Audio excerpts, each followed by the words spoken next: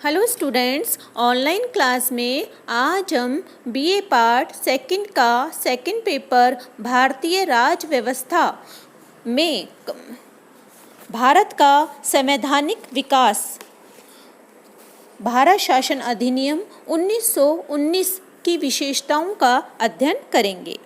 Students, जैसा कि आप जानते हैं कि भारत के संविधान का निर्माण एक संविधान सभा के द्वारा किया गया, लेकिन ब्रिटिश शासन के दौरान अस्तित्व में आए विभिन्न अधिनियमों की भूमिका भी संवैधानिक विकास में महत्वपूर्ण रही।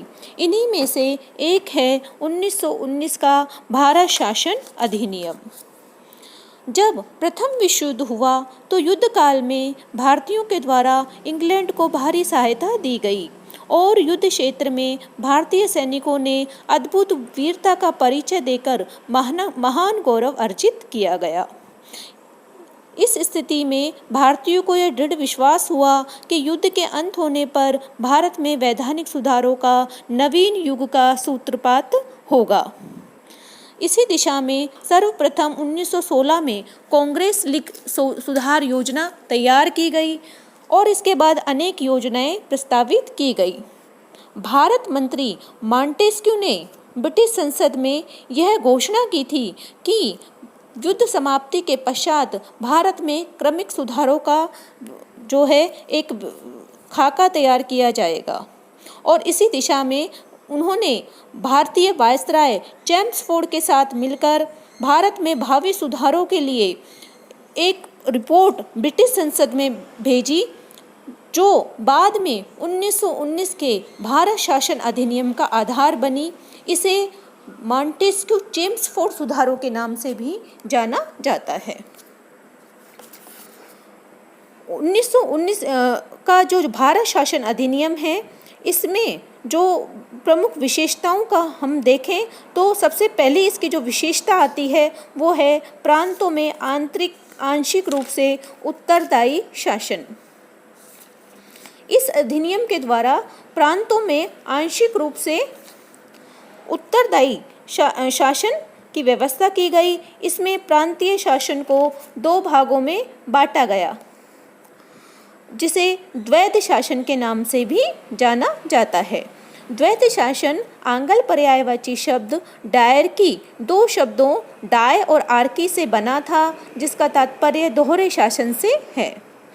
इस प्रकार का दोहरा शासन, जिसमें प्रांतीय शासन दो क्षेत्रों में विभाजित हो और इन दोनों क्षेत्रों का प्रशासन ऐसे पदाधिकारियों के द्वारा किया जाए जिनके स्वरूप और उत्तरदायित्व में भिन्नता हो।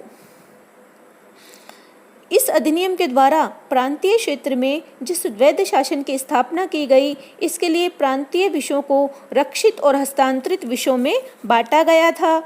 रक्षित विषय पहले की तरह गवर्नर के प्रति उत्तरदायी कार्यकारिणी परिषद के सदस्यों के अधीन थे और इन पर व्यवस्थापिका का कोई नियंत्रण नहीं था, लेकिन हस्तांतरित विषय लोकप्रिय मंत्रियों को सौंप दिए गए, जो व्यवस्थापिका के निर्वाचित बहुमत से चुने जाते थे और उनके प्रति ही उत्तरदायी होते थे। इसी प्रांतीय शासन को दो भागों में बांटने के कारण ही इसे द्वैध शासन का नाम दिया गया। दूसरा है प्रांतीय कारिणी परिषद में अधिक भारतीयों को संयुक्त करना। इस अधिनियम के द्वारा रक्षित क्षेत्र का प्रशासन गवर्नर के अधीन रखा गया, लेकिन प्रांतीय कार्यकारिणी परिषदों में भारतीय सदस्यों की संख्या पहले से अधिक बढ़ा दी गई और उसमें अधिक से अधिक भारतीयों को सम्मिलित करने का प्रयास किया गया था। इन सदस्यों की नियुक्ति भारत मंत्री की सिफारिश पर ब्रिटिश सम्राट के द्वारा की जाती थी। तीसरा है प्रांतीय विधान परिषदों का पुनर्गठन। इस अधिनियम के द्वारा प्रांतीय विधान परिषदों का पुनर्गठन किया गया। उनकी संख्या में वृद्धि करते हुए बड़े प्रांतों की परिषदों की संख्या में अधिक से अधिक 140 और छोटे प्रांतों में कम से कम 60 सदस्य रखने की व्यवस्था की गई। केंद्र में अनुत्तरदायी शासन। इस अधिनियम के द्वारा प्रांतों में तो आंशिक रूप से उत्तरदायी शासन की स्थापना की गई, लेकिन केंद्रीय शासन को पहले की तरह ही केंद्रीय विधानमंडल के प्रभाव से मुक्त अर्थात अनुत्तरदायी रखा गया। और इसमें गवर्नर जनरल को कुछ ऐसे विशेष अधिकार दिए गए जिनका प्रयोग वह व्यवस्थापिका की सहमति के बिना कर सकता था। 5वां है केंद्रीय कार्यकारिणी परिषद में अधिक भारतीयों की नियुक्ति। इस अधिनियम के द्वारा गवर्नर जनरल को पहले की तरह निरंकुश, स्वेच्छाचारी तथा शक्तिशाली बना रहने दिया गया, लेकिन केंद्रीय कार्यकारिणी परिषद में कुछ सुधार अवश्य किए गए, जिसमें अधिक से अधिक भारतीयों को नियुक्त करने का प्रावधान किया गया। कार्यकारिणी पर निर्धारित सदस्यों की संख्या का प्रतिबंध हटा दिया गया और भारतीय उच्च न्यायालय के उन वकीलों को जिन्हें उनमें कार्य करते हुए 10 वर्ष हो चुके हों, परिषद में लॉ मेंबर होने योग्य ठहराया गया था। कार्यकारिणी परिषद में भारतीयों की संख्या 1 से बढ़ाकर 3 कर दी गई थी। 6वां है द्विसदनात्मक केंद्रीय विधानसभा का निर्णय। इस अधिनियम के द्वारा केंद्रीय क्षेत्र में एक सदनात्मक व्यवस्थापिका के स्थान पर द्विसदनात्मक व्यवस्था की स्थापना की गई और इन दोनों के नाम केंद्रीय विधानसभा तथा राज्य परिषद रखे गए। 7वां है भारत शासन पर गृह सरकार के नियंत्रण में कमी। मॉन्टफोर्ड रिपोर्ट में प्रांतीय तथा केंद्रीय शासन के परिवर्तनों को दृष्टि में रखते हुए भारत शासन पर गृह सरकार के नियंत्रण में शिथिलता का जो सुझाव दिया गया, उसे इस अधिनियम के अंतर्गत स्वीकार किया गया। इस संबंध में यह प्रावधान किया गया कि यदि किसी विषय के संदर्भ में गवर्नर जनरल तथा केंद्रीय व्यवस्थापिका परस्पर सहमत हो तो गृह सरकार उसमें हस्तक्षेप नहीं करेगी।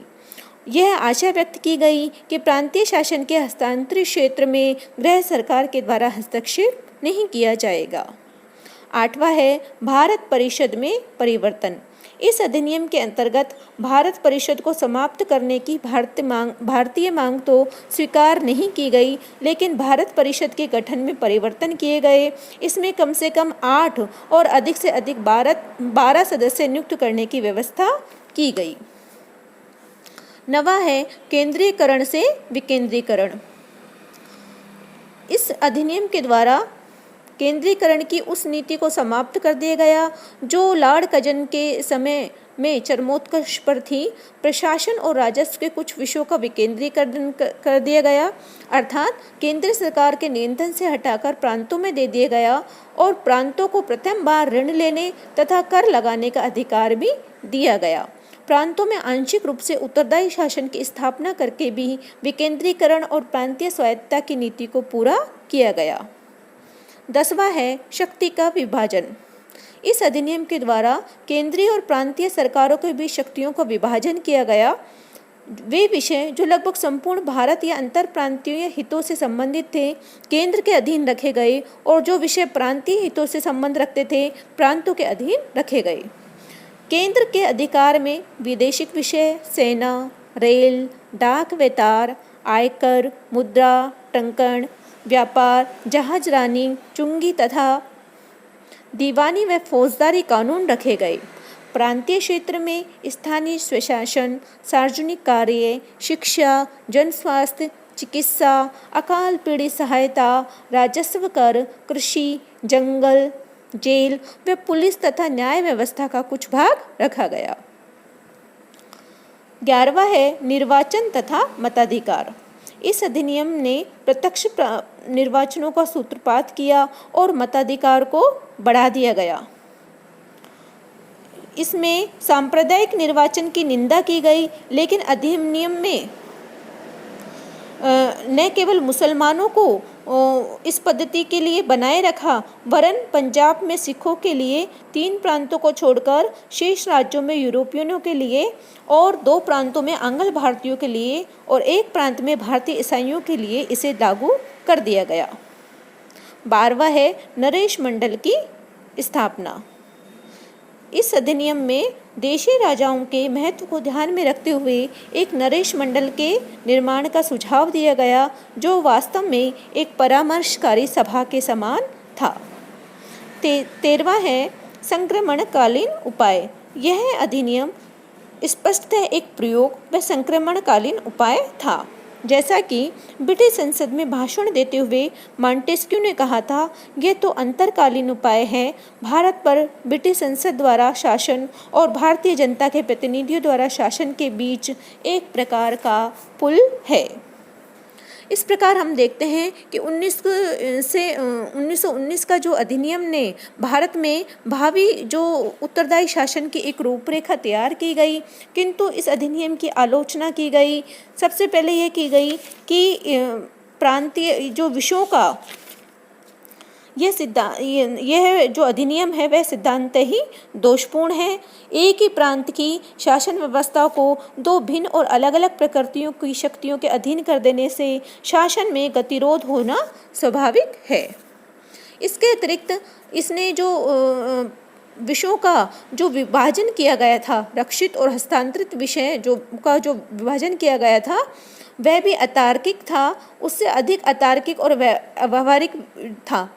तो इस प्रकार उत्तरदायित्व मंत्रियों को किसी भी एक विभाग का पूर्ण नियंत्रण नहीं दिया गया और वस्तुतः विषयों का यह विभाजन इस प्रकार किया गया कि उत्तरदायी मंत्रियों के हाथ में कम से कम शक्ति रहे और वे रक्षित क्षेत्र के सहयोग पर निर्भर बने रहे।